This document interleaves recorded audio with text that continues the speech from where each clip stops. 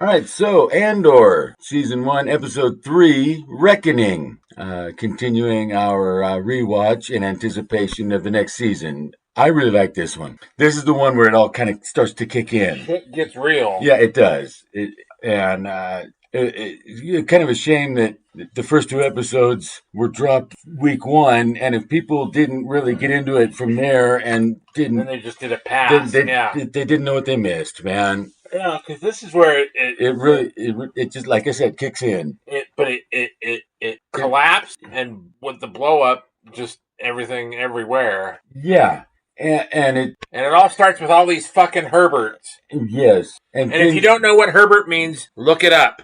The way to Eden, man. Herbert. Anyway, who is this Herbert? Right, who is this? Wow, man, I reach, brother. Anyway, anyway, that's now, man. That's real now. Oh fuck! No, there was a sidetrack. No, I think Eric and I are gonna have an argument. He still feels sorry for that guy. I mean, I do, but I don't. But I mean, but what I said is like he should have, especially the planet. He should have known better. He should have known better than to even call the Imperials. But he let his jealousy get the better of him, and it cost him his life, and it's fucked up. No matter how you look at it, it's fucked up. It's fucked up what he did, and it's fucked up what happened to him as a result. It's not surprising. It's like, you know what, man? Think you through your shit, man. Don't just act on impulse like that. Right? Especially not in these days of the Star Wars galaxy with the Imperial thing going and whatever else, and even with this corporate security squad, which are Imperial sympathetic or whatever under Imperial sycophants. They're not. And they don't even they don't even have the ability to be a stormtrooper. No, that's not, how bad it is. No, they're not technically Imperial soldiers, Imperial officers, but they are. But they work. I mean, the Empire's but look at Fat Boy Slim. He would sell his mother into slavery just to sniff somebody's underwear. It just you can tell, and Cyril too, and Cyril's been he's an officer. Oh yeah, and he don't know shit from Shinola. No, he's like the officer from like ROTC. Yeah, and you don't go through your basic training, and you don't, or you do, but I mean, you're trained to be an officer, you know. And you don't have to go through the ranks of private to corporal, whatever. You're just boom, officer material. Yeah, and with no field experience, real world experience, and that's, I think, he's clearly like never been in a firefight like this before. He's never been in charge of one. He is absolutely a fucking bureaucrat. He is out of his way out. And he knows it. And Fat Boy Slim's just itching for a fight, thinking he's gonna fucking rock the world and just make it happen. No. He's gung ho, fucking Jesus Christ! I mean, just wow. Yeah, any excuse to pull that trigger, man. Just like the two Herberts in the first episode. Yes. So, but I mean, everything starts to come together. You finally, the whole thing with, Cassian's childhood and the incident and how he ends up with Marva and Clem. And then we meet, and we actually get to meet the contact. Luthen comes into the picture. We don't know his name yet, but it's Luthen. And we get to kind of see what he's about, or at least get a hint of it. And he kind of strikes me as a James Bond type how he just kind of like he's there and he's got the money and his ship that transforms. Oh yeah. No, he thinks it through. Yeah. Oh yeah. What did he say? Build your exit on your way in. Yeah. So he knows what he's doing, and he is actually interested in Cassian for other reasons. He wants to recruit him into the rebellion. Yeah. Clearly, he is involved with the rebellion, and you find out, I mean, we're going through a rewatch, so no spoilers. But yeah, I mean, come on, man. Yeah, he is deeply involved in the Alliance, Yeah. and And the rebels, they aren't. it's not the Alliance yet. No, but he's And let me tell you, the Rebel Alliance is as bad as the Empire. Mhm. And I'm not talking anything about the sequel trilogies because But those don't exist. they call him the Alliance because it was a bunch of independent cells, different rebel cells that all got together and organized under the leadership of who we haven't met yet in the series, but we will next week. Is it next week? Mon Mothma. Will you meet her next week? I'm pretty the sure. next episode? Next episode, we must, man. Because I thought that was because it was, what is it, 12? I mean, we're 3 episodes into it yet. We haven't seen her, and she is a significant part of the series. Oh yeah, but I know, but well, so maybe if we don't meet her next week, but anyway, Mon Mothma is one. It was episode 5. Well, maybe it is when we meet her, because we meet the lesbian sister or cousin, right, in episode 5. Yeah, and that's that. All of this is really good, man. It is just really good. I mean, because and I have a question. So if this was all above board and everything, why the hell did they start running when shit went down? Did they not expect that shit would go down?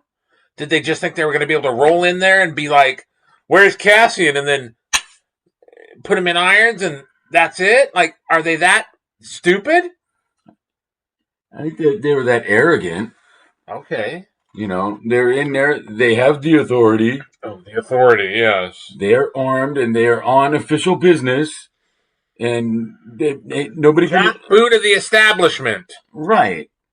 And they would be the same if the Rebel Alliance was in charge, too. These same kind of fucking ignorant fucking people. Yeah. Doesn't matter who's in charge, same fucking people are going to be there. No, it was like that in the Republic, too. Yeah. There were the Republic, devotees. But the Republic wasn't out subjugating worlds and occupying them like that. They just let him die off and, then we can take the resources. I'm just saying. Well,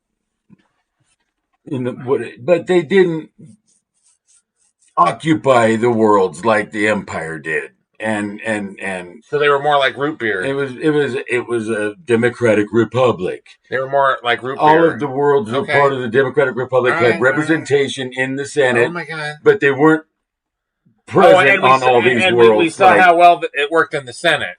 Well, yeah.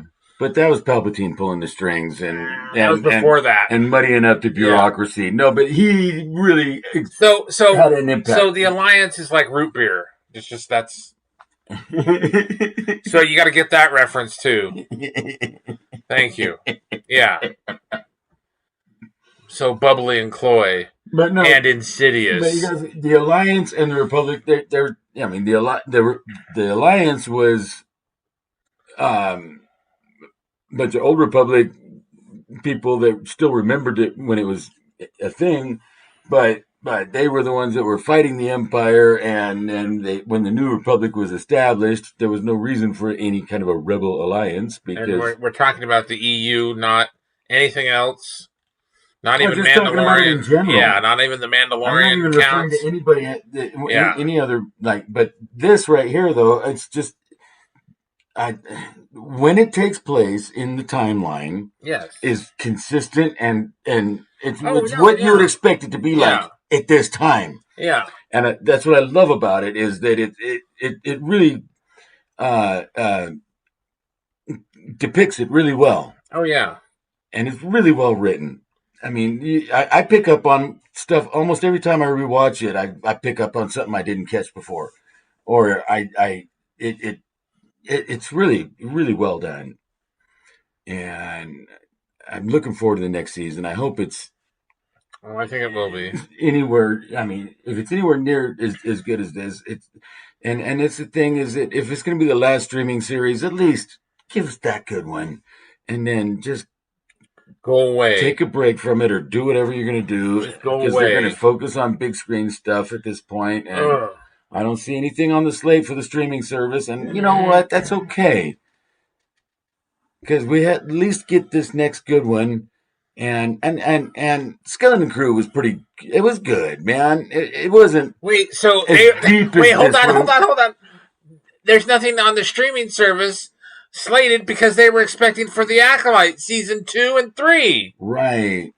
And we got movie. I guess we got Ahsoka season 2. Oh on my its way, god! But I'd rather have a catheter the size of a garden hose than have to sit through that. No. And I'm not going to sit through that. I would rather just go out with Andor season 2, enjoy it for what it is, and no thanks to anything else. And anything else, yeah, just a hot fucking mess. Just no. I mean, anything that, and I'm going to say it, but, it ruffle some feathers, but if anything that's got Dave Filoni's name on it, right, I wipe my ass with it. Ugh. And it all leads to the sequel trilogy, so fuck that couch. Yeah, and they're all trying to tie it all up to in continuity to into the sequels, whatever. But I mean, the sequels is what? Don't care. It doesn't Another matter. 25 years out from doesn't matter. The current Mandoverse. Yeah, it's all garbage. Because let me tell you something. It ended with Return of the Jedi. There. We can go and watch the prequels. Yeah. And then, but it ends in 83 with Return of the Jedi. And you don't like it? Tough tiddlywinks. It's the truth. Tell me I'm wrong. Leave a comment. Live action and the film franchise, yes. Yeah. But like you just mentioned, expanded universe, books, novels, and comic books and comic stories that have actually been really good. That KK didn't think they had, and like respected and just expanded upon what was already established. Yeah, and didn't disregard it. Because we're gonna do our own thing. Oh, fuck that.